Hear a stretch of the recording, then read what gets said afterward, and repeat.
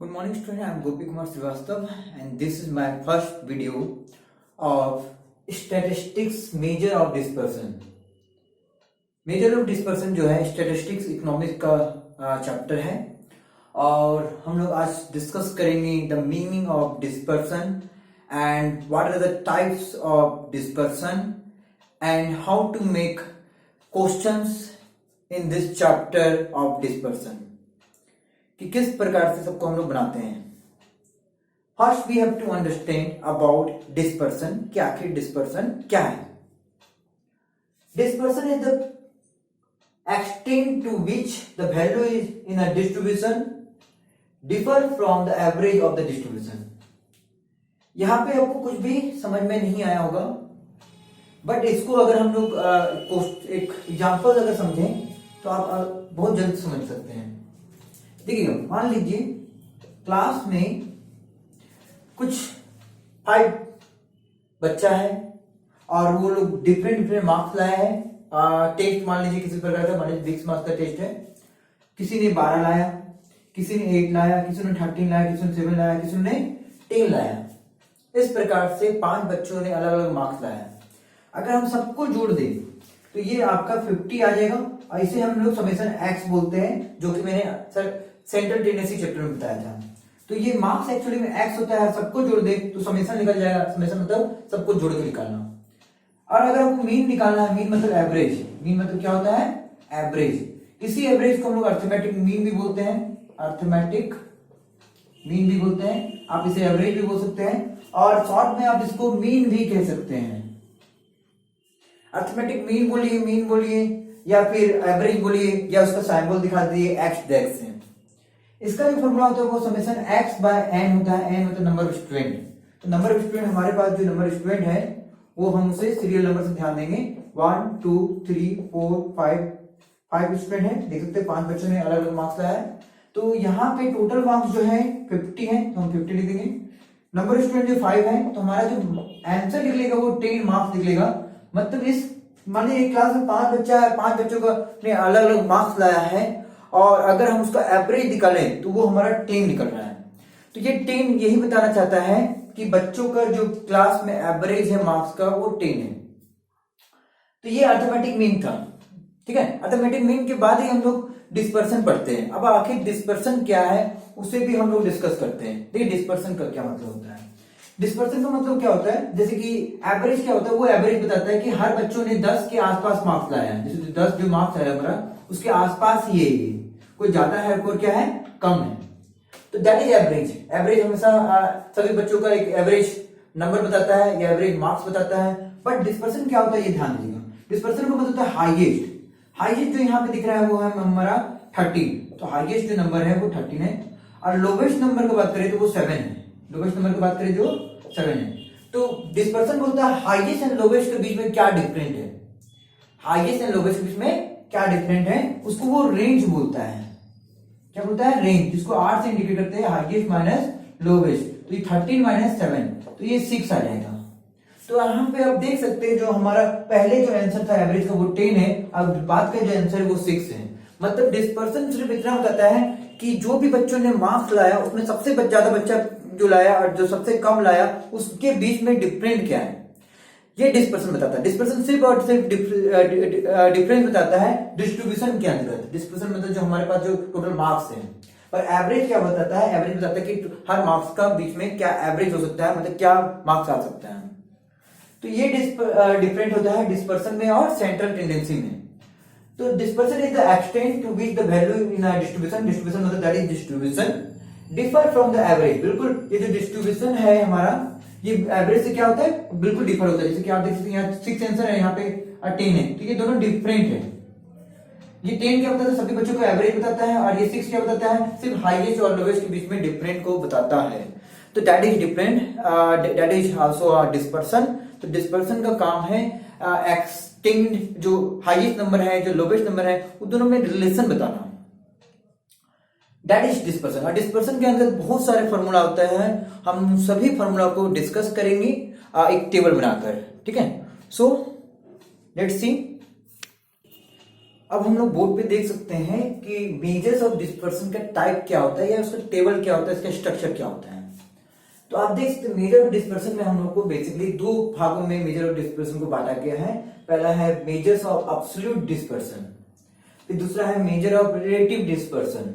अब absolute dispersion क्या होता है, मेजर्स ऑफ रिलेटिव डिस्पर्सन क्या होता है, हम सभी के बारे में हम लोग डिस्कस करेंगे। देखिएगा, जो मेजर ऑफ एब्सोल्यूट डिस्पर्सन है उसमें हम लोग को कम से कम 5 टॉपिक जो है वो पढ़ना होता है। पहला है रेंज, दूसरा है क्वार्टाइल डिवीजन, तीसरा है मीन डिवीजन, फिर है स्टैंडर्ड डिवीजन, फिर है लास्ट में एक लॉरेंज कर्व। इन सभी 5 टॉपिक को हम लोग डिस्पर्सन में पढ़ना है, जिसका बहुत सारा फॉर्मूला है जिसको हम लोग डिस्कस करना है। अगला, हर फॉर्मूला का, हर जो टॉपिक है सभी का कोएफिशिएंट निकाला जाता है। कोएफिशिएंट एक रिलेशन होता है, जब हम क्वेश्चन को बताएंगे तब आपको ये कोएफिशिएंट समझ में आने लगेगा। जैसे रेंज का coefficient, coefficient of range, mean division का coefficient, mean division that is MD, और सभी का कोएफिशिएंट निकाल सकते हैं। इसमें एक चीज और पढ़ने मिलेगा आपको जिसको बोलते हैं कोएफिशिएंट ऑफ वेरिएशन। तो हम लोग सभी के बारे में डिस्कस करेंगे अच्छे प्रकार से कि कितनी तरह का सब क्वेश्चन होते हैं, ठीक है। तो आप बेसिकली सबसे पहले इसे उतार ले अच्छे से, और आपको जो मीनिंग है उसे भी उतार ले, इसका जो टाइप्स है उसको भी उतार ले, स्ट्रक्चर को भी उतार ले, ताकि आपको अच्छे से पता रहे कि हम लोग कितने क्वेश्चन को डील करने वाले हैं, ठीक है। So let start. तो आप देख सकते हैं क्वेश्चन हमारे पास है रेंज का।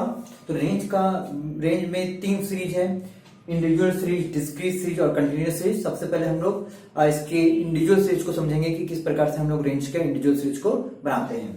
तो देखिए यहाँ पे एक क्वेश्चन है जिसके द्वारा मैं आपको रेंज को समझाने की कोशिश कर रहा हूँ। Calculate range and coefficient of range, मतलब आपको यहाँ पे एक रेंज भी निकालना है और कोएफिशिएंट ऑफ रेंज भी निकालना है। फ्रॉम द फॉलोइंग डाटा, आपको यहाँ पे डाटा दे दिया है, ठीक है। यहाँ पे मैंने कुछ आंसर भी इसका लिख दिया है, उसे हम लोग बाद में देखते हैं। उसके बाद flowing in the data represent the marks of the 10 student. यहाँ पे भी रेंज और कोएफिशिएंट निकालना है। एक क्वेश्चन मैं बनाऊंगा जो पहला क्वेश्चन है, दूसरा क्वेश्चन आपको होमवर्क के रूप में देंगे, ठीक है। तो सबसे पहले ये देखते हैं कि हम इस क्वेश्चन को बनाएंगे कैसे, ठीक है।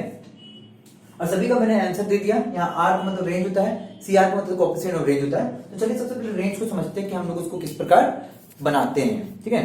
तो आप यहाँ क्वेश्चन को देख सकते हैं। सबसे पहले करना क्या है, अगर आपको यहाँ पे रेंज निकालने बोला है तो रेंज का फॉर्मूला क्या होता है वो आप पुट करें। तो रेंज का जो फॉर्मूला होता है जिसको हम लोग आर से निकलते हैं, इसका फॉर्मूला होता है highest minus lowest value, highest value minus lowest value, lowest value. आप लोवेस्ट को स्मॉलेस्ट भी बोल सकते हैं, ठीक है, और हाईएस्ट को आप लार्जेस्ट भी बोल सकते हैं, कहीं कोई दिक्कत नहीं। आप हाईएस्ट वैल्यू को लार्जेस्ट बोल दीजिए और लोवेस्ट वैल्यू को आप स्मॉलेस्ट बोल दीजिए, तो यहाँ पे कहीं कोई दिक्कत नहीं रहेगा, सब कुछ सेम है, ठीक है। अब हम लोग को यहाँ पे हाईएस्ट नंबर चाहिए, जैसे कि यहाँ पे देख सकते हो 105 है, 80 है, 90 है, 70 है, 65 है, 100 है, 45 है। तो इसमें सबसे ज्यादा हाईएस्ट जो है वो हमारा 105 है। आपको सिर्फ हाईएस्ट नंबर लेना है और स्मॉलेस्ट नंबर लेना है। तो हाईएस्ट नंबर 105, स्मॉलेस्ट नंबर है 45। इस पूरे डिस्ट्रीब्यूशन में आपको कुछ करना नहीं है, बस 2 चीज ढूंढना है जो कि हाईएस्ट और स्मॉलेस्ट है। तो हाईएस्ट यहाँ पे दिख रहा है हमें 105 और लोवेस्ट जो हमें दिख रहा है वो है 45। तो हाईएस्ट माइनस लोवेस्ट, तो हमारा जो अकॉर्डिंग टू फॉर्मूला है आर का, हाईएस्ट माइनस लोवेस्ट, तो हाईएस्ट है 105 और लोवेस्ट है 45, तो घट के आएगा 60। ये कितना आ गया 60। तो ये हमारा रेंज निकल गया। और coefficient of range, coefficient of range, coefficient of range को हम लोग सीआर से इंडिकेट करते हैं और यहाँ आर को हम लोग रेंज से इंडिकेट करते हैं, ठीक है।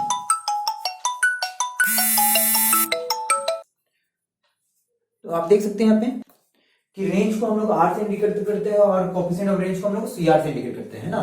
तो हमारा कोएफिशिएंट ऑफ रेंज का फॉर्मूला होगा highest minus smallest plus highest plus smallest. तो हाईएस्ट स्मॉलेस्ट है हमारा 105 माइनस 45 और हाईएस्ट प्लस स्मॉलेस्ट हमारा, तो एक बार 2 देना एक बार घटा देना है ना, एक बार 2 देना एक बार क्या करना है घटा देना है। तो यहाँ पे आप देख सकते हैं कि एक बार घटाएंगे तो हमारा हो जाएगा 60 और एक बार जोड़ देंगे तो हमारा हो जाएगा 150। मतलब कोएफिशिएंट ऑफ रेंज का जो फॉर्मूला है वो हाईएस्ट और माइनस लोवेस्ट को एक बार घटाता है और एक बार जोड़ता है। मतलब यही रिलेशन को दिखाने की कोशिश करता है कि अगर हम लोग घटा देंगे तो क्या होगा और जोड़ देंगे तो क्या हो जाएगा और दोनों का रेशियो में क्या आएगा, ठीक है। तो आप देख सकते हैं यहाँ पे अगर काटा जाए तो यहाँ तो हमारा 2 बार पे ये और ये 5 बार में कट जाएगा 3 के टेबल में, तो ये 2/5 आ गया और 2/5 को डिवाइड करेंगे तो 0.4 आ जाएगा, ठीक है। तो ये हमारा आंसर है। और इस ये जो हमारा जो रेंज है वो हमारा इंडिविजुअल सीरीज है, और इंडिविजुअल सीरीज में हमने दो ही चीज सीखा कि किस प्रकार से हम लोग रेंज निकालते हैं, किस प्रकार से हम लोग कोएफिशिएंट ऑफ रेंज निकालते हैं। तो ये दो चीजें निकालना बहुत ही जरूरी है और ये पहला क्वेश्चन है। और आपके पास जो होमवर्क है वो यहाँ पे है, जैसे यहाँ 10 स्टूडेंट है और सबका अलग अलग मार्क्स है, इसमें भी आपको हाईएस्ट चुनना है। तो हाईएस्ट आप देख सकते हैं 90 है और स्मॉलेस्ट आप देख सकते हैं हमारा 20 है। तो इस प्रकार से आप इसको क्वेश्चन को बनाए और यहाँ पे आंसर लिखा हुआ है उससे भी सॉल्व करें। तो thank you, this video is completed. In the next video we discuss the range, discrete series and the continuous series, हम लोग वहां पे डिस्कस करेंगे, ठीक है। So thank you, must write this.